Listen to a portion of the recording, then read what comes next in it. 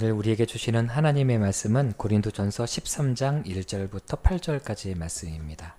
한 절씩 교독을 하도록 하겠습니다. 내가 사람의 방언과 천사의 말을 할지라도 사랑이 없으면 소리나는 구리와 울리는 꽹과리가 되고,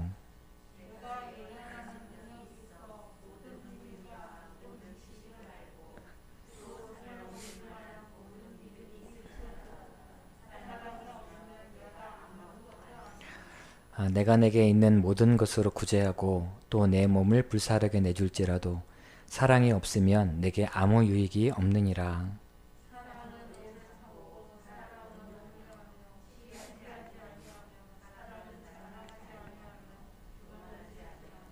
무례히 행하지 아니하며 자기의 유익을 구하지 아니하며 성내지 아니하며 악한 것을 생각하지 아니하며 모든 것을 참으며 모든 것을 믿으며 모든 것을 바라며 모든 것을 견디느니라. 예언도 패하고 방언도 그치고 지식도 패하리라. 아멘. 할렐루야. 여러분들의 삶 가운데 날마다 부흥의 역사가 날마다 나타나시기를 주의 이름으로 축복합니다. 원래 부흥이란 의미는 좋은 의미예요. 그런데 우리가 요즘에는 좀 잘 사용을 안 하는 경우가 많이 있습니다. 왜냐하면 부흥이란 자체가 성도님들이 많아지는 어떤 그런 모습들로 많이 그려지고 있기 때문이죠. 그런데 사실 성경적인 부흥은 그런 것이 아닙니다. 성경적인 부흥은요, 우리의 마음이 새롭게 되어지는 거예요. 우리의 마음속에 하나님께서 기뻐하지 않았던 것들, 그런 모든 것들이 다 무너져 내리고 우리 안에 있는 죄악들이 사라져 버리고, 부흥이 리바이벌, 다시 살아난다는 뜻이거든요. 영어로. 부흥이라는 뜻은요, 우리의 영혼 가운데 하나님께서 기뻐하지 않는 모든 것들이 다 무너져 내리고 죽었던 영혼들이 다시 살아나는 현상을 바로 부흥이라고 합니다. 그리고 이렇게 부흥의 역사가 우리의 삶 속에 나타나면 당연히 성도님들이 많아지게 돼 있어요. 네. 날마다 여러분들의 삶 속에 부흥의 역사가 있으시기를 주의 이름으로 축복합니다. 아멘. 저도 부흥하겠습니다. 그리고 우리 교회도 날마다 부흥할 줄로 믿습니다. 아멘. 하나님께서 우리 교회를 날마다 새 부대가 되게 해주시고 날마다 살아나는 놀라운 역사를 허락하실 줄로 믿습니다. 아멘. 탈무드에 보면은요, 아브라함에 관한 이런 이야기가 나온다고 합니다. 아브라함이 마당을 쓸고 있었어요. 그런데 한 나그네가 지나가는 것입니다. 그런데 그 나그네를 가만히 봤더니 온몸이 땀에 젖고 그리고 너무 배가 고파 보이는 거예요. 그래서 아브라함이 집으로 불렀습니다. 그래서 시원한 우유와 그리고 빵을 대접했다는 거예요. 드시도록 딱 드렸는데 이 나그네가 빵과 우유를 먹기 전에 감사기도를 안 드리는 겁니다. 그래서 아브라함이 물었습니다. 아니, 당신은 왜 감사기도를 드리지 않습니까? 라고 물었어요. 그랬더니 그 나그네가 대답하기를, 나는 페르시아 사람입니다.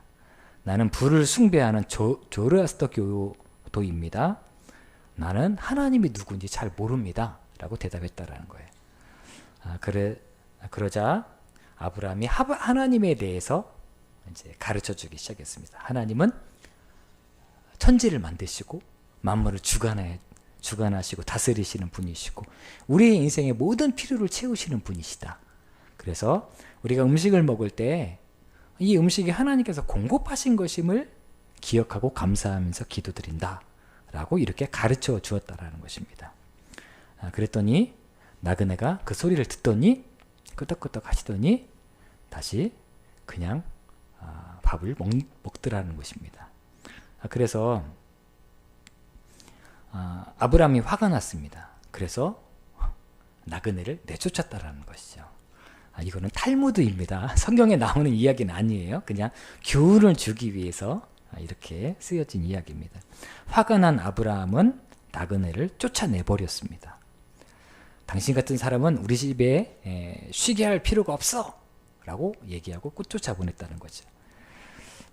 그리고 뒤도 돌아보지 않고 길을 떠나는 나그네의 뒤통수를 쳐다보며 분을 삭히고 있었습니다. 아브라함이. 그때 하나님의 사자가 나타났다라는 거예요. 하나님의 사자가 나타나서는 아브라함에게 뭐라고 얘기했게요? 이렇게 얘기했답니다. 종아, 하나님은 저 한 사람을 위해 50년 동안 참고 참았건을 너는 한 시간도 참지 못하고 내쫓느냐라고 이야기를 이렇게 했다라는 것입니다. 이 이야기는 성경에서 나오는 실제 이야기는 아니고 아마 그 유대인들이 자신들의 아이들에게 교훈을 주기 위해서 그렇게 써놓은 이야기라고 생각하고요. 이 아브라함은 이 시대를 살아가고 있는 모든 어떤 그 성도들이라고 생각할 수도 있습니다. 분명한 것은 이 그 이야기를 통해서 우리가 깨닫게 되는 것은 하나님의 오래 참으심과 우리의 오래 참지 못하는 우리의 어떤 내면을 우리가 발견하게 되는 것이죠. 제가 말씀을 준비하면서 또 다른 무신론자에 관련되어 있는 그런 이야기를 제가 한번 소개해드리고 싶습니다. 미국의 유명한 무신론자 정치가가 있는데요. 이 사람의 하루는 무신론에 대한 강의를 하다가 탁상 시계를 꺼내 놓았다라는 것입니다. 그리고 5분이란 시간을 하나님 내가 당신께 드리겠소. 내가 5분이란 시간 동안에 당신을 마음껏 욕할 테니 그 5분 안에 내 목숨을 거두어 가시오. 만약에 하나님께서 5분 동안 내가 시간을 주었고 내가 당신을 열심히 저주함에도 불구하고 내 생명을 빼앗아 가지 않는다면 하나님이란 분은 없소. 하나님이란 분은 없고 그리고 혹 하나님이란 그 존재가 있을지라도 무의미한 존재요 라고 이렇게 얘기를 했다라는 것입니다. 시간이 째깍째깍 지나갔습니다. 점점 5분이 가까우고 있어요. 우리의 생각 같아서는 그때 하나님이 딱 나타나셔서 뭔가 좀 일을 하셨으면 좋겠는데 코를 삐뚤이시든지 아니면은 입이 그냥 우리나라 말로 주둥이지요. 이런 때는 주둥이라는 용어를 사용해도 좋을 법한 이런 상황이죠. 이런 때는 좀 하나님께서 짠 나타나셔서 모든 사람들이 보고 있잖아요. 나타나셔서 입을 확 막아주시거나 지퍼로 확 닫아주시면 그러면 모든 게 정리되는 거 아니겠습니까? 그 자리에 앉아있는 분들이 와 하나님 진짜 계시구나 이렇게 생각할 수도 있었다는 것입니다. 근데 그 5분 동안 아무 일도 일어나지 않았다는 거예요. 그랬더니 이 무신론자가 하나님을 향해서 막 비웃는 겁니다. 하하하. 네, 그럴 줄 알았습니다. 하나님이란 존재는 이 땅 가운데 없다고 그렇게 얘기하는 것입니다.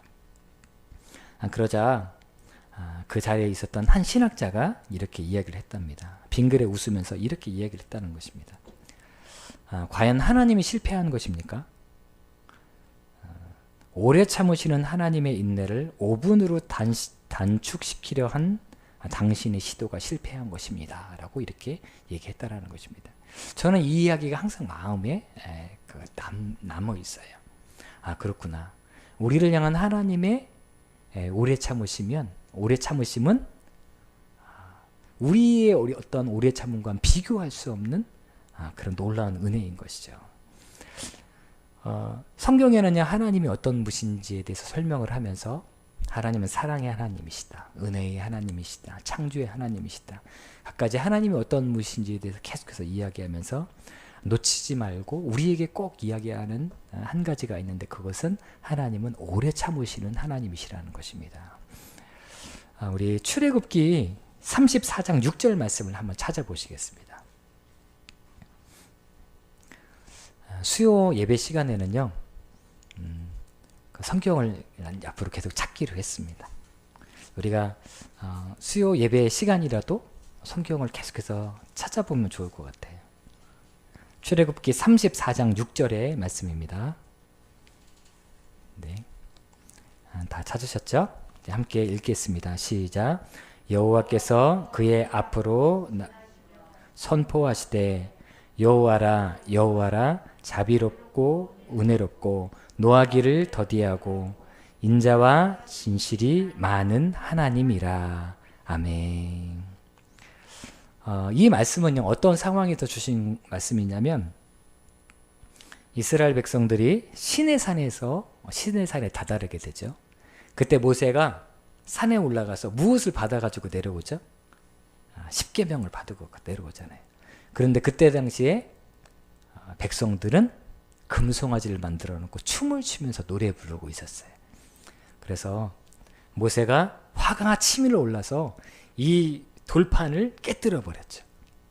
그리고는 하나님께서 다시 모세를 부르셔서 다시 한번 이 십계명을 받아가지고 내려오게 됩니다. 이 십계명을 주실 때 하나님께서 주신 말씀이 바로 우리가 조금 전에 읽었던 말씀입니다. 여호와께서 그의 앞으로 지나가시며 선포하시되 여호와라 여호와라 자비롭고 은혜롭고 노하기를 더디하고 인자와 진실이 많은 하나님이라 라고 되어져 있습니다. 이 말씀을 보면은 하나님의 속성이 여러 가지가 다 나와 있어요. 하나님은 자비로운 하나님이시고 은혜로운 하나님이시고 인자가 많다라는 건 사랑이 많다라는 것입니다. 사랑이 많으신 하나님이시고 하나님은 진실하신 하나님이라는 거예요. 그리고 금송아지 앞에서 춤을 추며 죄를 지었던 이스라엘 백성들 앞에서 하나님께서 자신에 대해서 이야기를 하실 때 나는 노하기를 더디하는 하나님이다 라고 말씀을 하고 있습니다. 이 말씀은 무엇입니까? 만약에 하나님께서 노하기를 더디하시는 것이 아니라 하나님께서 마치 우리처럼 쿡 찌르면 확 올라오는 그런 사람이었다면, 그런 분이셨다면 아마 이스라엘 백성들은 남아있지 않았을 거예요. 아마 많이 남아있으면 모세 한 사람, 아론과 훌 이렇게 조금 이렇게 남아있지 않을까 이런 생각이 듭니다. 그런데 하나님의 은혜를 경험하였음에도 불구하고 여전히 금송아지를 만들어 놓고 거기서 춤을 추고 있는 이스라엘 백성들의 그 불신앙을 바라보면서 하나님께서 하신 말씀은 나는 노하기를 더디하는 하나님이다. 뒤돌아서 설명을 하면은 우리식으로 너 내가 참는 사람 아니었으면 큰일 날 뻔했어. 이런 단어가 될 수도 있는 것이죠. 분명한 것은 하나님은 스스로를 나는 노하기를 더디하는 그런 하나님이다라고 말씀을 하셨다라는 것입니다. 로마서 2장 4절은 제가 읽어드리겠습니다. 혹 내가 하나님의 인자하심이 너를 인도하여 회개하게 하심을 알지 못하여 그의 인자하심과 용납하심과 길이 참으심이 풍성함을 멸시하느냐라고 사도 바울은 이렇게 이야기를 합니다. 하나님이 길이 참으시는 거예요. 하나님께서 길이 참으신 하나님의 은혜를 멸시하지 말라라고 말씀을 하고 있는 것입니다. 자, 우리 베드로 후서 3장 9절 말씀을 한번 찾아보시겠습니다. 베드로 후서 3장 9절의 말씀입니다.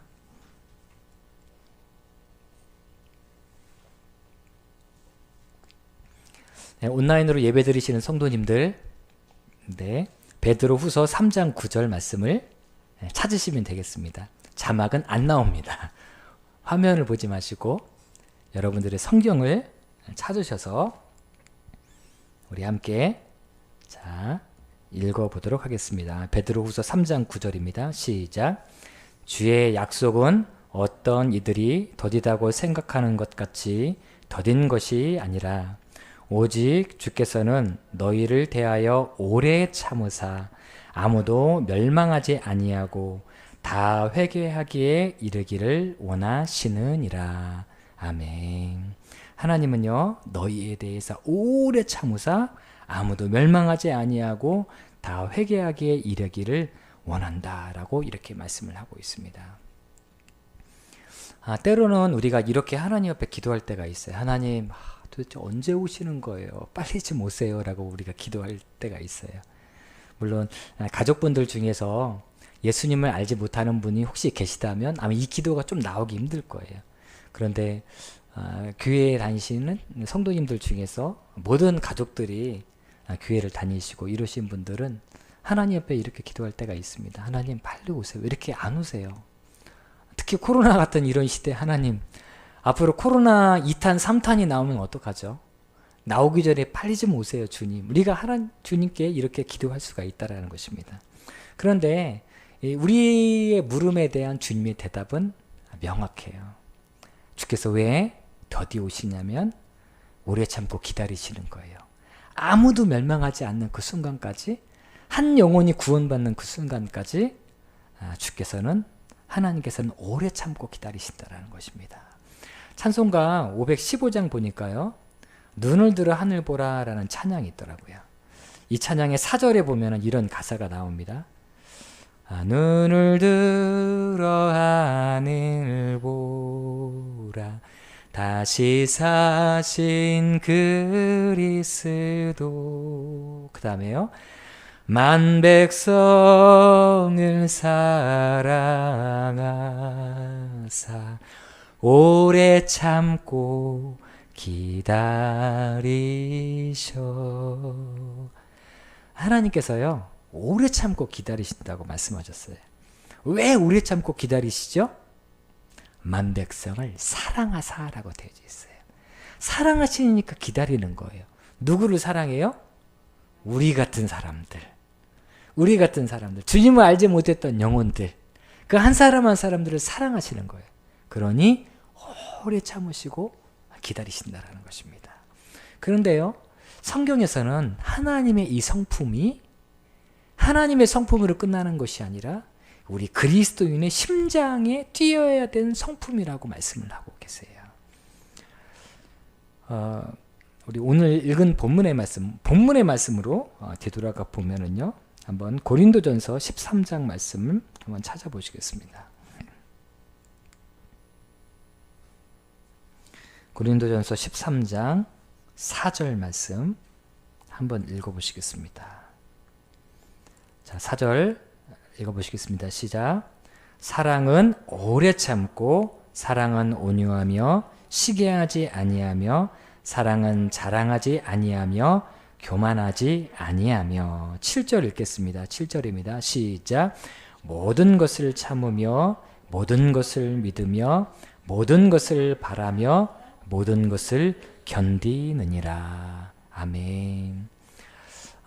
고린도전서 13장에는요, 사랑에 대해서 나와 있어요. 근데 사랑에 대해서 이야기할 때 4절과 7절 말씀을 보면은 오래 참음에 대해서 관련되어 있는 단어가 3번이나 등장합니다. 4절, 사랑은 오래 참고 라고 되어 있어요.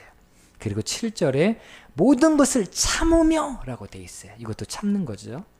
그리고 모든 것을 믿으며, 모든 것을 바라며, 그 다음에 마지막 어떻게 돼요? 7절에 시작. 모든 것을 견디느니라 라고 되어져 있어요. 사랑에 대해서 이야기하면서 사랑은 마치 사탕과 같이 달콤한 것이다 라고 말씀하지 아니하시고요, 참는 거고 견디는 거다. 그것이 오래 참는 것이 사랑이다 라고 말씀을 하고 있어요. 하나님께서 왜 이런 말씀을 하실까요? 하나님께서 이렇게 우리를 사랑하시기 때문이고요, 그리고 이 사랑이 우리 안에 있어야 되기 때문인 것입니다. 자, 사랑은 오래 참고라고 되어져 있는데요, 여기서 말하는 오래 참는다라는 말은요, 헬라어로 환경적인 것이나 배고픈 것을 참는다는 뜻을 이야기하는 것이 아닙니다. 참는다. 여러분들 이 앞에 큰 얼음이 하나가 있다고 생각해 보세요. 양말 벗고 그 위에 딱 올라가시면 네, 올라가시면 100만 원 주겠습니다. 1시간 참으시면 100만 원 주겠습니다 하면 많은 사람들이 올라가겠죠. 자, 그러면 양말을 벗고 딱 올라가세요. 그러면 이러시잖아요. 참는 거죠. 그런데 성경 말씀에 고린도전서에 나와 있는 오래 참는다라는 말은요, 이 참는다는 뜻이 아니에요. 여러분들 배고픈 거 못 참는 분들이 계십니다. 배고프면 화나는 분들 계세요. 네, 저는 화는 좀 잘 안 나는 것 같은데요. 어떤 분들은 배고프면 화나니까 교회의 모든 회의를 밥 먹고 하시는 그런 교회도 있으세요. 왜냐하면 배고프면 화나가지고 회의가 잘 안 된다고 생각하는 그런 교회가 실제로 있거든요. 네, 그래서 배고픈 건 못 참는 분들이 계세요. 그런데 사랑은 오래 참는다라는 말은요, 이 참는다는 뜻이 아니에요. 여기서 말하는 오래 참는다라는 단어는요, 관계 속에서 인내하는 것, 그리고 부당한 일을 당해도 보복하지 않는 태도를 일컬어서 오래 참는다라고 얘기합니다. 그러니까 숨 안 쉬고 오래 참기 이런 게 아니라요. 이 오래 참는다는 것은 관계에서 오래 참는다는 거예요. 다른 사람과의 관계에서부터 오래 참는다라는 것을 뜻하는 것이다라는 것을 우리가 잊지 말아야 합니다. 갈라디아서 우리가 5장 우리가 성령의 9가지 열매에 대해서 우리가 함께 말씀을 듣고 있잖아요. 오직 성령의 열매는 사랑과 희락과 화평과 네 번째 열매가 오래 참음이라고 되어져 있어요. 그런데 갈라디아서 5장 22절에 나오는 오래 참음이란 단어도요, 고린도 전서에 나오는 오래 참음이란 단어와 같습니다. 뜻이 같아요. 사람과의 관계에서 오래 참는 것을 뜻하는 거예요. 바로 이것이 주께서 우리에게 주시길 원하시는 은혜인 것입니다. 하나님의 은혜가 임하여지고 주의 성령께서 우리의 삶 가운데 가득 채워지게 되냐면요, 어떤 역사가 일어나게 되냐면 다른 사람과의 관계에서 오래 참는 은혜가 생겨나요. 신라권을 쓴 밀턴이라는 사람이 있습니다. 밀턴은요, 매우 다정다감하고 정직한 사람이었다라고 합니다. 그는 메리라는 여인과 결혼을 했는데요. 이 여인은 굉장히 부유한 부잣집 처녀였다라고 합니다. 그러나 메리는 결혼한 지 한 달 만에 친정으로 돌아가 버리고 말았대요. 한 달 만에. 왜냐하면 밀턴은 청교도적인 삶을 살았던 사람이었거든요. 청교도는요, 검소, 절제, 그리고 신앙생활에 있어서 철저한 신앙생활인 겁니다. 아침에 일어나서 막 기도해야 되고, 그 다음에 밥 먹기 전에 기도해야 되고, 그리고 순간순간 기도 시간을 정해서 기도의 자리로 나아가야 되고, 저녁 때 자기 전에 꼭 예배하고 기도해야 되고, 이렇게 철저하게 이렇게 신앙생활하는 사람들이 바로 청교도들인 거예요. 무엇보다도 검소하고 절제된 삶을 살아가는 것입니다. 그런데 부잣집에서 살았던 이 처녀가 이게 너무너무 힘든 거예요. 그래서 결혼한 지 한 달 만에 자신의 가정으로 돌아갔다라는 것입니다. 밀턴은요, 인내심을 갖고 아내를 기다렸답니다. 얼마나 기다렸냐면 2년 동안 기다렸대요. 2년 후 밀턴에게 아내가 밀턴에게 다시 돌아와서 눈물을 흘리면서 용서를 구하면서 눈물을 흘렸다고 합니다. 왜 돌아오게 됐냐면요, 메리의 가정이 완전히 몰락한 상태였기 때문이에요. 그러니까 사람이 참 재미있죠. 그렇게 누리던 것 다 없어지면 그때서야 다시 마음이 새롭게 되어지는 거예요. 그리고 남편에게 돌아오게 되었다는 것입니다. 반면 밀턴은요, 사회적으로 상당히 2년 동안 명성을 얻고 있었던 그런 상황이었대요. 아내는 모든 것을 잃은 후에야 남편에게 돌아왔지만 밀턴은 그 시간 동안에 점점 그의 명성이 높아지고, 그리고 밀턴은요, 자신이 경험했던 그 불행한 신혼 시간이잖아요. 그 신혼 시절을 신락원을 집필하는 데 결정적인 소재를 갖게 되었다라고 그렇게 말을 합니다. 저는 이 밀턴에 대한 그런 글을 읽으면서 이런 생각이 들었어요. 아내와 밀턴이 대비되는 거예요. 어떻게 대비돼요? 아내는 한 달 만에 집으로 돌아갔죠. 그런데 밀턴은 2년이나 기다렸다라는 것입니다. 이것이 바로 우리의 마음과 하나님의 마음이 바로 이것과 이 이야기와 너무 동일하다고 저는 생각합니다. 하나님 오랫동안 우리에게 기다리세요. 그리고 우리를 사랑하시기에 우리를 기다리십니다. 그런데 우리는 하나님의 크신 사랑을 경험했음에도 불구하고 우리가 이 땅을 살아가면서 내 옆에 있는 형제와 자매를 바라볼 때에 오래 참지 못하는 경우가 너무나 많이 있어요. 욱 하고 올라오는 경우가 많이 있죠. 특히 남자분들이 많이 그런 경우가 좀 있으십니다. 그런데요, 이 모든 것은 어떻게 용서할 수 있을까? 어떻게 오래 참을 수 있을까? 이 문제를 저 사람이 나를 이렇게 힘들게 했는데 내가 어떻게 오래 참을 수 있지? 사람의 방법은 사실은 조금 힘들어요. 사랑의 마음이 들어가야 오래 참을 수 있는 것이거든요. 자, 우리 에베소서 4장 2절 말씀을 한번 찾아보시겠습니다. 에베소서 4장 2절 말씀입니다.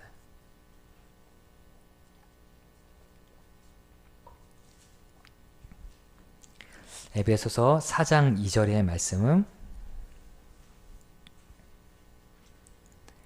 함께 읽어보시겠습니다. 시작. 모든 겸손과 온유로 하고 오래 참음으로 사랑 가운데에서 서로 용납하고. 아멘. 오래 참음과 함께 더불어서 어떤 단어가 나오죠? 사랑이란 단어가 나와요. 오래 참음으로 사랑 가운데에서 서로 용납하라고 되어져 있어요. 오래 참을 수 있는 힘은요, 성령께서 주시는 힘인데, 이 오래 참음은 그냥 참는다 이게 아니에요. 주님의 사랑의 마음이 부어지면 참게 되는 것입니다. 왜냐하면 하나님도 우리를 사랑하셨기 때문에 우리에 대하여 오래 참으셨기 때문이에요.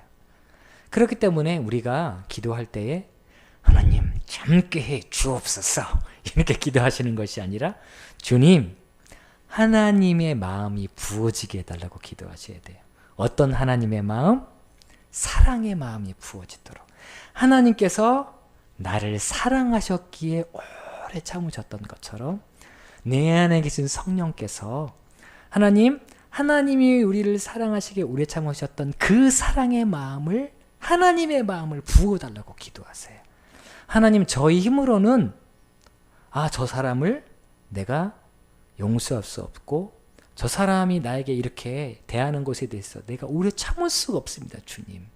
그러나 나의 힘으로는 불가능하나 하나님의 사랑이 제 안에 부어지게 되면 제가 오래 참게 되고 사랑할 수 있게 되는 줄 믿습니다.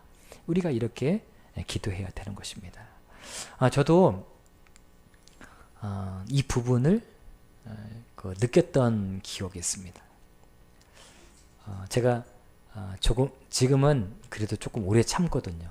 옛날에 오래 참지 못할 때가 있었어요. 여러분들 제 얼굴 보시면 오래 참게 생겼잖아요. 그죠? 네. 송재 선생님, 제가 착하게 생겼나요? 안 착하게 생겼나요? 네.